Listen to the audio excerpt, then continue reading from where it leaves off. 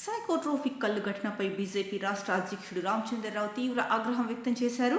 రాష్ట్రంలోని ఓ కల్లు కాంపౌండ్లో కల్లులో సైకోట్రోపిక్ సబ్స్టెన్స్ కలపడం వల్ల అనధికారికంగా 6 మంది మృతి చెందారని, పలువురి ఆరోగ్యం విషమించిందని ఆయన తెలిపారు. 2 సీసాల కల్లు తాగిన వారిలో కిడ్నీలు దెబ్బతిన్నాయనడం ఆందోళన కలిగించే విషయమని తెలిపారు. ఈ ఘటనలో ఒకే ఆసుపత్రిలో 31 మందికి చికిత్స జరుగుతోందని, బాధితుల పరిస్థితి అత్యంత విషమంగా ఉందని రామచంద్రరావు తెలిపారు. ఇది ఇప్పుడు కొత్తగా జరిగిన ఘటన కాదని, గతంలో కూడా ఇలాంటి ఘటనలు జరిగాయని గుర్తు చేశారు.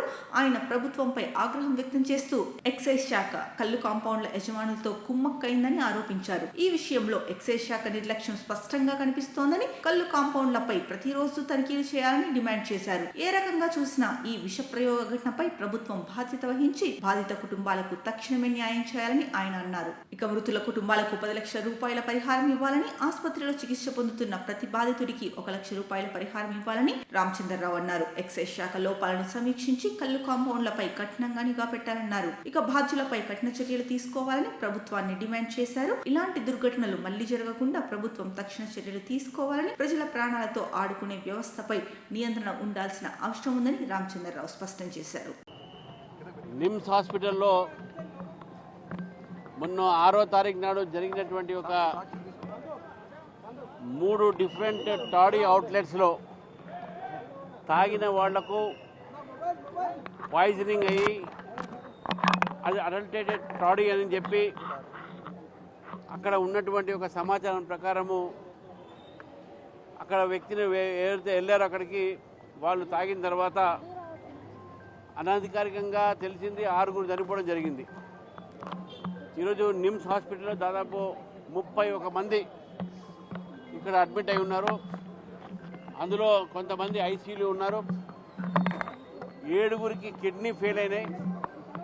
వాళ్ళకి డయాలిసిస్ కూడా చేసేటటువంటి ప్రయత్నం చేస్తూ ఉన్నారు. మిగతా వాళ్లకు గ్యాస్ట్రోఎంట్రాలజీ సంబంధించినటువంటి ఒక ఏవైతే వాళ్ళకి ఇర్రెగ్యులర్ జరిగిందో ఇవన్నీ కూడా ఈరోజు నిమ్స్ డాక్టర్లు వారి ప్రయత్నాలు వాళ్ళు చేస్తూ ఉన్నారు. ఏది అయినప్పటికీ కూడా లోపల వాళ్ళ పరిస్థితి చూస్తూ ఉంటే చాలా బాధగా అనిపిస్తుంది. కల్లులో మామూలు కళ్ళు చెట్ల మీద తీసుకుంటేనో అది పెద్ద పాయిజనస్ కాదు, అడల్టరేటెడ్ అయితేనే ప్రావిజన్స్ చెప్పేసి కూడా డాక్టర్స్ చెప్తా ఉన్నారు. దీంట్లో కలిపింది మందు అంటే ఎన్డీపీఎస్ కింద వచ్చేటటువంటి ఒక psychotropic substance, controlled substance, డైజోఫామ్, అల్ఫోర్దమా, chlorophyll లాంటి ఒక ఏవైతే డ్రగ్స్ ఉంటాయో దానికి కలిపి అక్కడ సప్లై చేయడం జరిగిందని స్పష్టంగా అర్థమవుతుంది. 1 బాటిల్ 2 బాటిల్ తాగిన వాళ్ళు ఉన్నారు, వాళ్ళ కిడ్నీలు ఫెయిల్ అయినాయి. అంటే ఎంత సీరియస్గా మందు కలిపి ఉండొచ్చు మీరు ఒక్కసారి ఆలోచించండి. ఎక్సైజ్ డిపార్ట్మెంటు కుమ్మక్కయి కాంట్రాక్టర్స్తోని ఈ యొక్క మందు సప్లై విచ్చలవిడిగా జరుగుతుందని చెప్పేసి మేము భావిస్తూ ఉన్నాం. జనరల్ స్టోర్స్లో దొరికేటటువంటి ఒక ఏవైతే వస్తువులు అనేది దొరుకుతూ ఉన్నాయి ఇవన్నీ కిరాణా దుకాణాల్లో. ఇది ఒక ఇన్సిడెంట్, ఈ యొక్క సంఘటన ఈరోజే కాదు, 6వ తారీఖు కన్నా ముందు కూడా వికారాబాద్లో జరిగింది, కామారెడ్డిలో జరిగింది, మరి అనేక ప్రాంతాలు జరిగినాయి. కొన్ని బయటకు వస్తున్నాయి, కొన్ని బయటికి రావట్లేదు.